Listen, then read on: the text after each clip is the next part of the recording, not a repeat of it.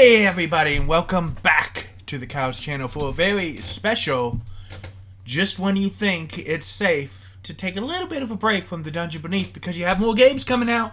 No. I've got the warm feelings in my tum-tum because we have version 1.2. A major update is here, guys.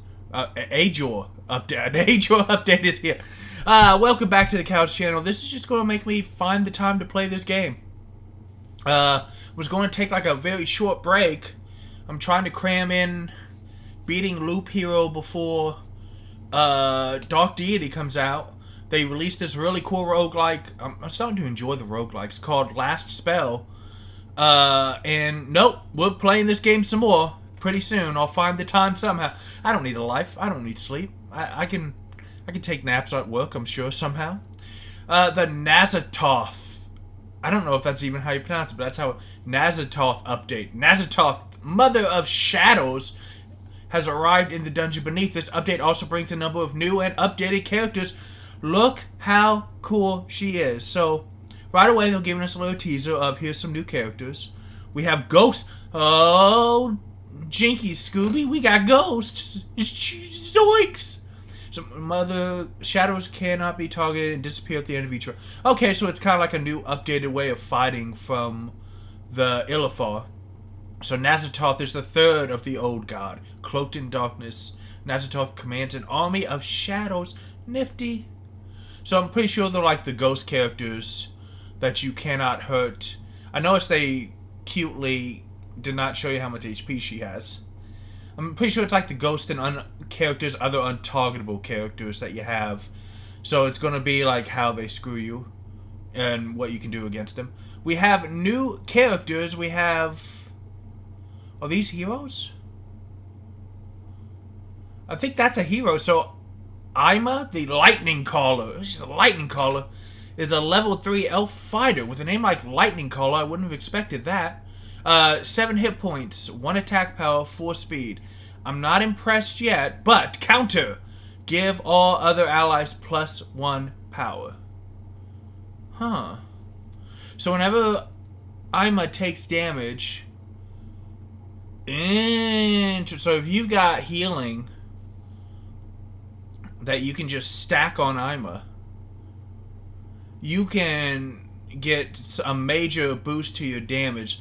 That's kind of cool. That might be fun with a power build or support build. That might be fun to try out. We also have the High Priestess, a level 3 human mage. 4 hit points, 3 attack, rear guard only, 2. So typical mage, going to hit decently hard, but it's not going to take or move fast. As a follow-up, we'll restore 1... Oh, all other allies! Oh my god, my healing builds just got a major heal boner. I got a heal boner right now. That's what I'm talking about. Holy crud. Oh, man, that's amazing. We also have the Assassin, a level 3 gnome fighter. I'm guessing the gnome is wearing a skull mask, which is kind of cool. 7 hit points, 2 damage, front only, 4 speed.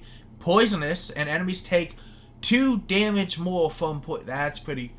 So right away we have power, healing, and poison. Really good fits into any builds. Or as we've seen in my most recent episode, sometimes you don't need a full build. You just need a little synergy and some decent all-around stuff. So Ima the Lightning Caller is an unlockable character who can be found in level 3 in the Abyss. The High Priestess is an unlockable character who can be found in level 3.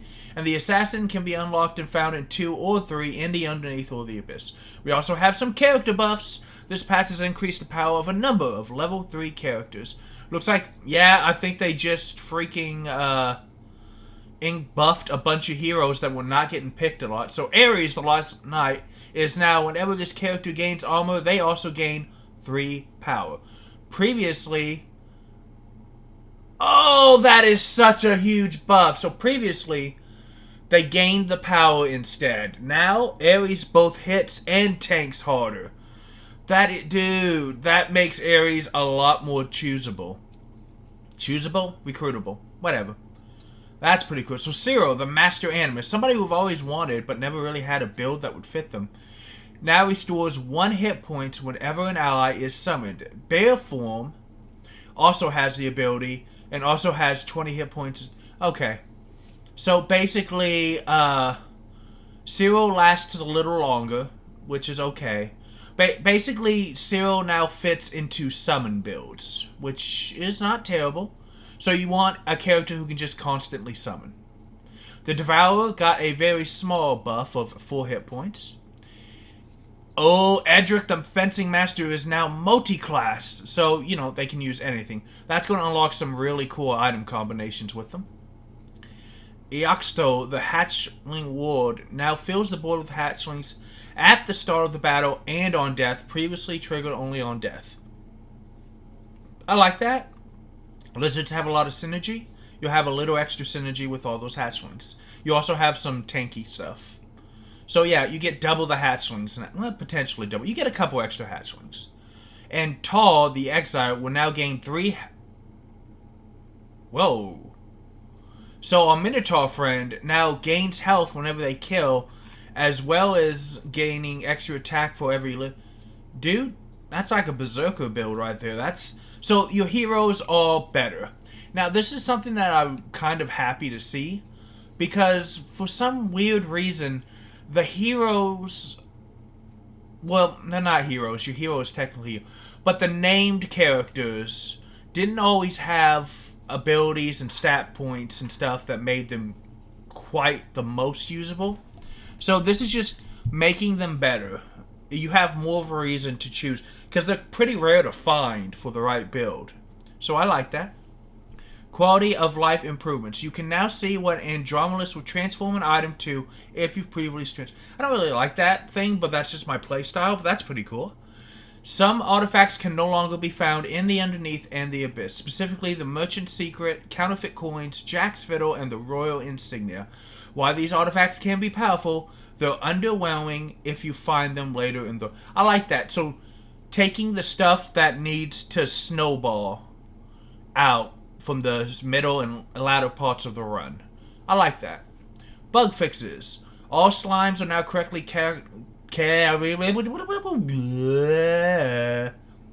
All slimes are now correctly categorized as elementals, including the poison slimes produced by the Devourer.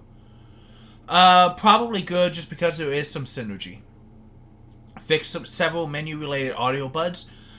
Oh, it's so late. Yeah, it's 11:30 on Tuesday night. I'm trying to do this so I can have it posted so that you guys can see it, because I'm already 2 days late, because I don't know how I didn't notice this.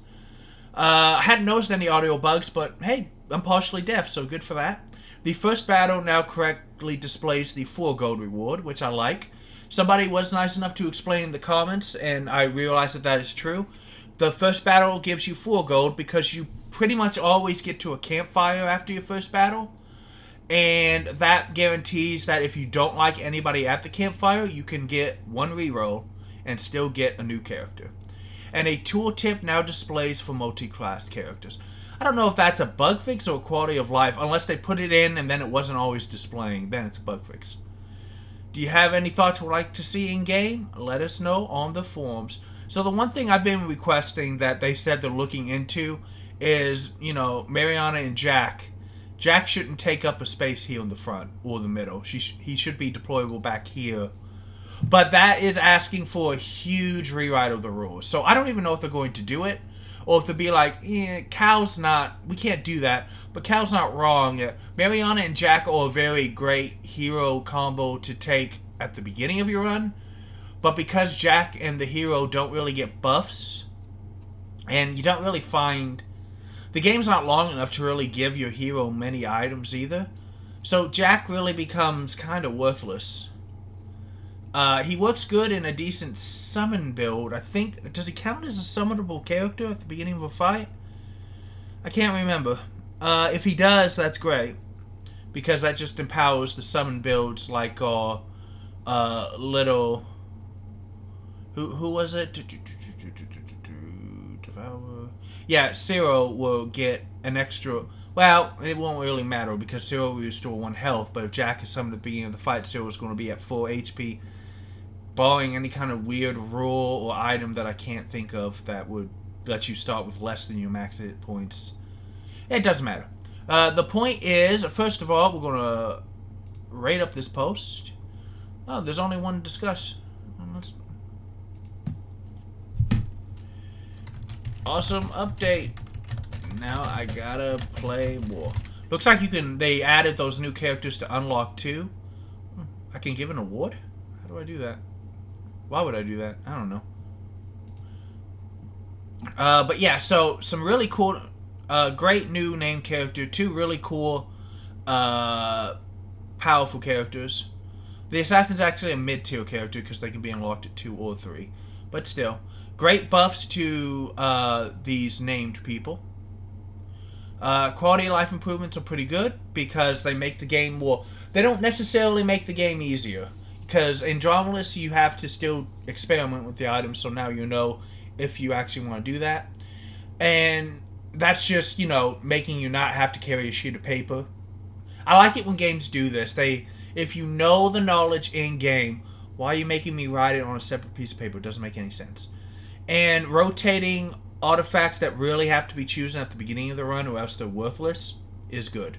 Also, man, if you get 2 or 3 of these on the Underneath or the Abyss, it doesn't ruin your run, but you're going to miss out on at least a little to a lot of power depending on what else you might have been able to synergize with.